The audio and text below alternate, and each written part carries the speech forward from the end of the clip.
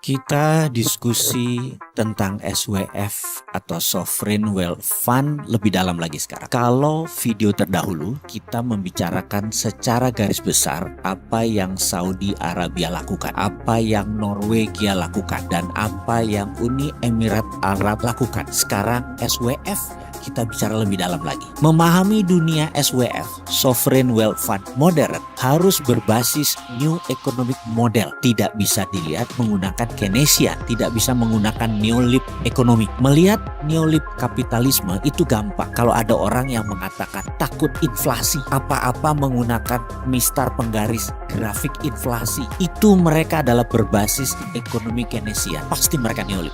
New Economic Model bisa nggak ada inflasi, walau duitnya dicetak dari tin air, dari angin. Contoh sederhana, kalau kita cetak uang 100.000 dari angin, lalu kita kasih ke mbok-mbok di pasar, uang tersebut dia beli 10 kilo jagung misalnya. Lalu jagung tadi dia buat perkedel jagung yang dia goreng, lalu dia jual, dia dapat 100 buah perkedel jagung. Dan dijual masing-masing satuannya adalah Rp2.000. Dengan cara ini ada inflasinya enggak? Inflasi itu kalau duit diam, kalau nabung makan bunga itu inflasi. Kalau beli barang impor konsumtif itu pasti inflasi. Kita kembali ke pelajaran ala Neolips di chapter yang lain. Sekarang kita ingin negara kita tidak berhutang lagi. Setuju ya? Masih mau coba pemahaman ekonomi Neolips atau mau menggunakan modern ekonomi teori? Masih belum kapok ya? Masih belum kapok ya utang, masih belum kapok ya defisitnya besar, atau mau menggunakan sesuatu yang revolusioner. Sekali lagi, sekedar mengingatkan, kita negara kaya mineral, terutama logam mulia seperti emas, perak, platinum, dan banyak mineral jarak atau rare earth yang tersedia di muka bumi Indonesia ini. Segera lakukan audit atas aset tersebut. Berdasar pasal 33, kekayaan alam beserta isinya milik negara, gak boleh milik swasta atau dijamin-jaminin.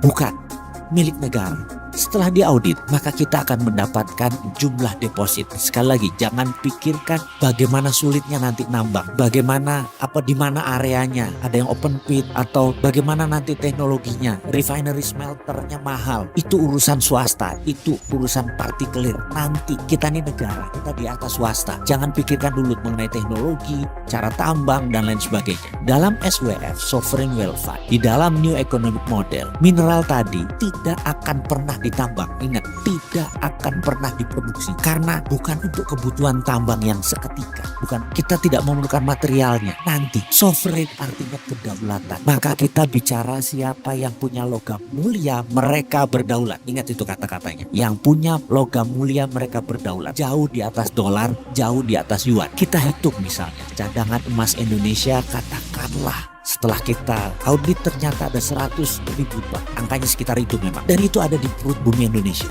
Maka 100.000 ton tadi kita terbitkan surat berharga. Dan inilah harta Indonesia. Tidak ada satupun negara yang menolak bahwa itu adalah hartanya Indonesia. Nilainya bisa bilion-bilion dolar. Jauh di atas kekayaan Amerika, jauh di atas kekayaan China. Lalu katakanlah yang 20% senilai 20 ton kita mau jual sekarang. Siapa yang mau beli? Yang mau beli adalah negara yang miskin sumber daya alamnya. Katakanlah India. Mereka katakanlah mau membeli 1% atau 1.000 ton. Ya bayar sekitar 40 bilion dolar atau sekitar 600 triliun rupiah. Atau Papua Nugini mau membeli 0,2%, perlu 200 ton emas. Ya bayar 100 triliun rupiah. Dengan surat berharga tadi, mereka bisa memprint mata uang negara mereka sendiri. Mau 10 kali lipat, 100 kali lipat, ya mau. Sekedar mengingatkan, 78,5 ton deposit Bank Indonesia yang saat ini kita miliki nilainya 50 triliun. Money create kita adalah 5.000 triliun alias kita mencetak 100 kali dari jaminan emas kita. Hal itu biasa saja dan itu lumrah. Sampai kapanpun sesungguhnya cadangan emas tadi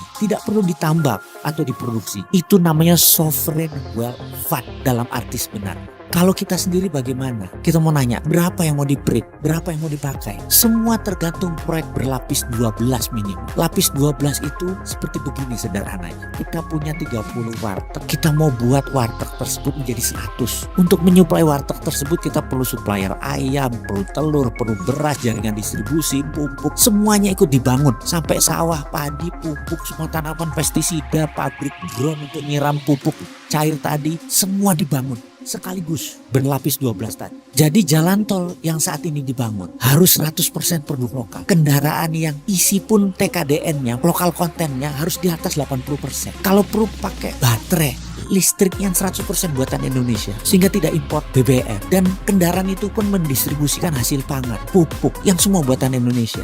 Kalau bangun jalan tol, besinya impor, isinya kendaraan asing bukan buatan Indonesia, pakai bensinnya impor, isinya pupuk impor, bangunnya pakai ngutang. Lah bingung kita ngurus kalau kayak gini nanti. Pakai SWF jauh lebih efisien, berdaulat pakai SWF itu, dan perlu nyali besar untuk berani berdaulat. Wahai pemimpin bangsa, beranilah.